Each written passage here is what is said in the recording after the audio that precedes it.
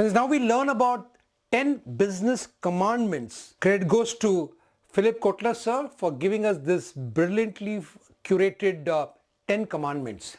Let's take each one of them. The first one says that the company segments the market, chooses the best segments and develops a strong position in each chosen segment. Friends, remember, as we had seen earlier in the growth pyramid model, that you need to identify your niche, or also we call it in our parlance as STP segment: segmentation, targeting and positioning.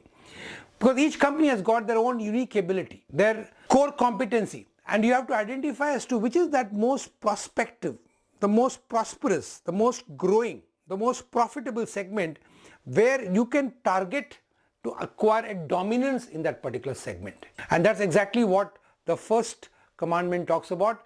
Be very focused onto that segment which will give you the most fastest growth, profitability and cash flow. The second commandment is called the company maps its customers' needs, perceptions, preferences and behavior and motivates its stakeholders to be obsessed about serving and satisfying the customer. But ultimately we all saw, each of us, the core of any business is profitable customers. And how do profitable customers stay with you? When they are really feeling excited, when they are extremely having a great customer experiences. And how will this happen? Provided you are able to understand their real needs, their perception and preferences, their desire, the needs, and you are able to fulfill them through your entire team, both internal and external team, and thereby customer feels like becoming a loyal customers to you, and he keeps on coming back to you again and again, and also gives you references, which again helps your company grow. The third one is the company knows its major competitors and their strengths and weaknesses. Friends, remember, you're never in isolation in a market. There's nothing like a monopoly in today's global marketplace. We are operating in a global village where every day a new competitor is emerging who is trying to give a better product, cheaper product, a faster product to the customers. So you need to continuously keep a very alert watch on all your competitors and the market's requirement, and you need to ensure that you are able to do the SWOT analysis: strength, weaknesses, opportunity and threat, and keep yourself relevant, especially for your target customer segments, and ensure that they keep on remembering you and keep on giving you their important and profitable business to you. The fourth commandment, my friend, is the company builds partners out of its stakeholders and generously rewards them.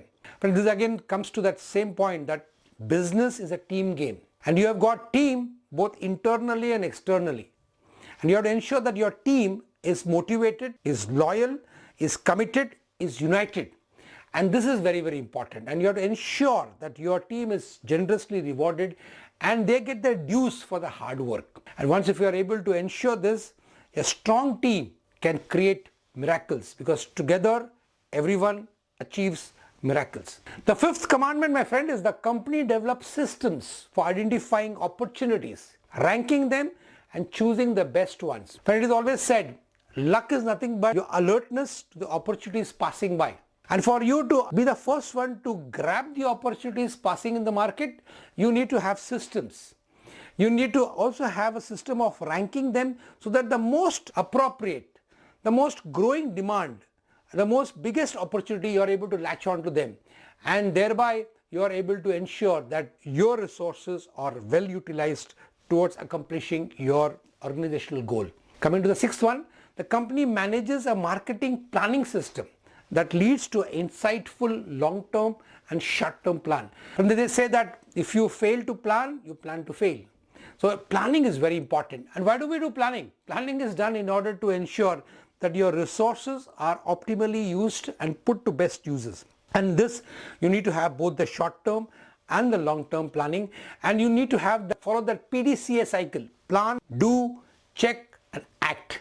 Not only the planning but the execution, and again you have to check your execution, how good it is. When you keep on ensuring that this cycle is complete, you will be able to achieve your organizational goals. Seventh commandment, my friend, is the company exercises strong control over its products and services. Friends, remember, today's customers have got continuously changing needs, perceptions and wants and desires. and you have to ensure that you are keeping in pace with their changing needs. And for that you have to ensure that your products don't become obsolete. Your services don't become obsolete. They have to be relevant to them, and they have to be always upgraded to meet with the customer's needs and perceptions. When the eighth one commandment is the company builds strong brands by using the most cost-effective communication and promotional channels. Here again it's important because today commodities don't have pricing power.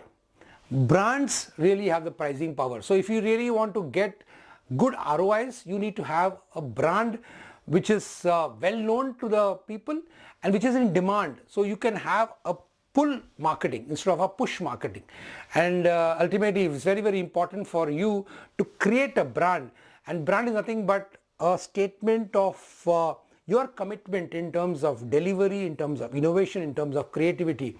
And every organization needs to today have a unique and a very powerful brand which can create that pull strategy in place and thereby make an organization profitable. The ninth commandment, my friend, is the company builds a marketing leadership and a team spirit among its various departments. Today it is said that you have to dominate a market. You can't be just a player.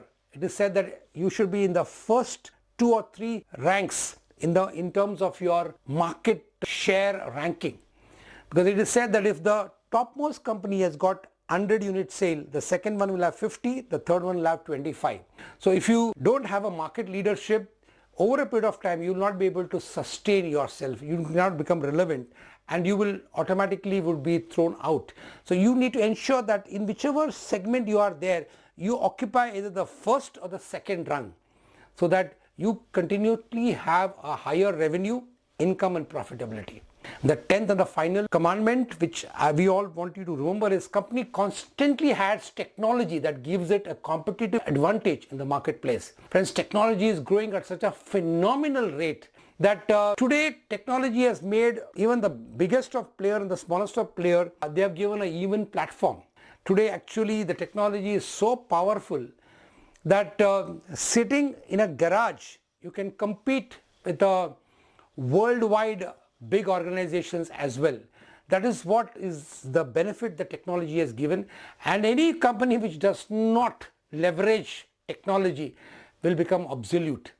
So it is very important that you remember those 4 important attitudes which every business person should consciously cultivate as a part of their culture: alert, curious, resourceful and responsive.